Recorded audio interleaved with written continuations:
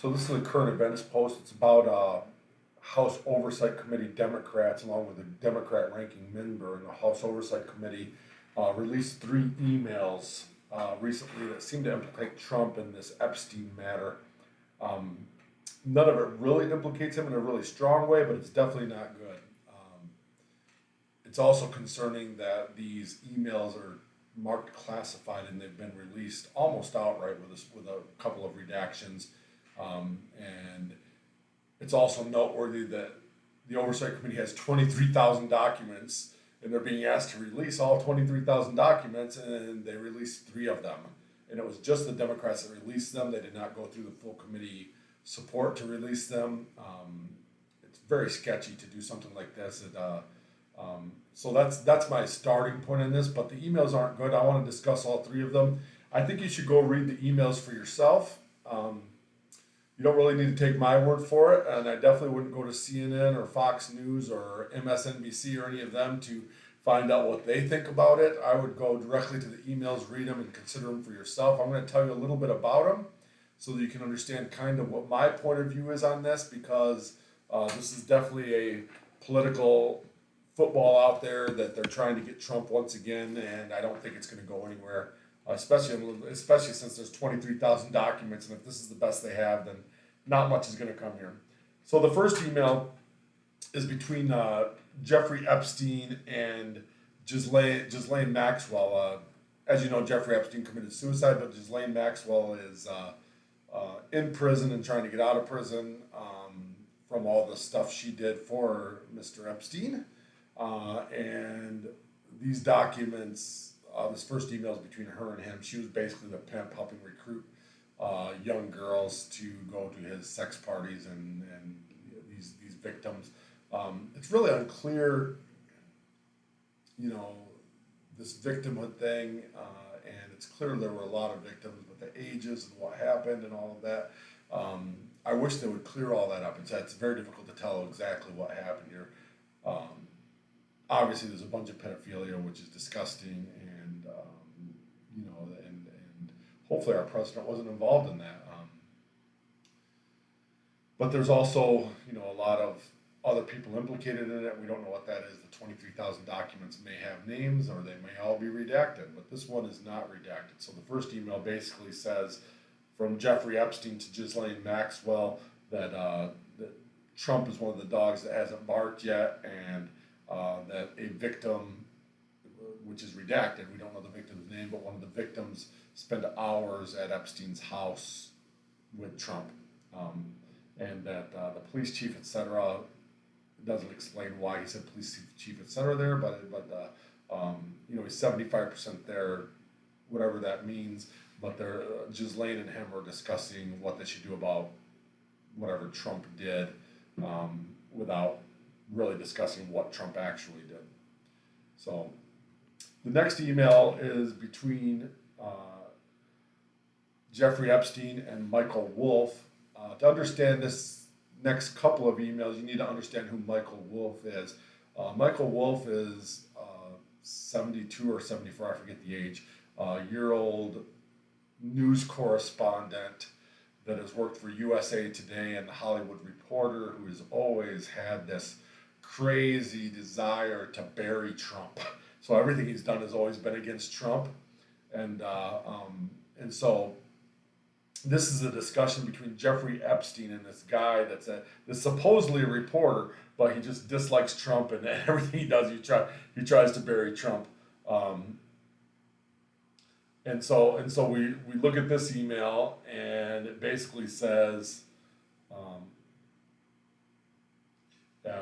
that it has a victim name again, and it says Mar-a-Lago, and then it's redacted, and that Trump said he asked me to resign, but that he was never a member.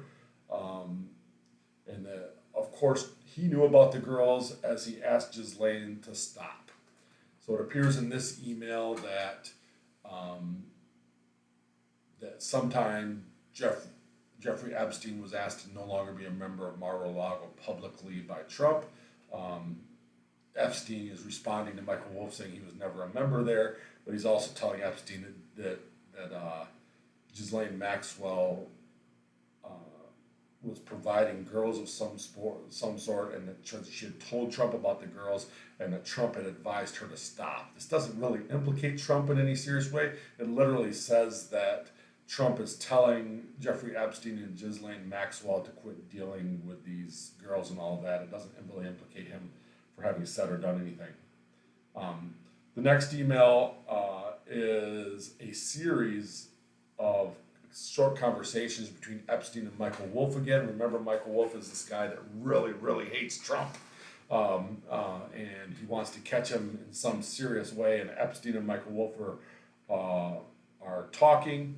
And Michael Wolff lets Jeffrey Epstein know that CNN is about to interview Trump and ask him about his relationship with Epstein.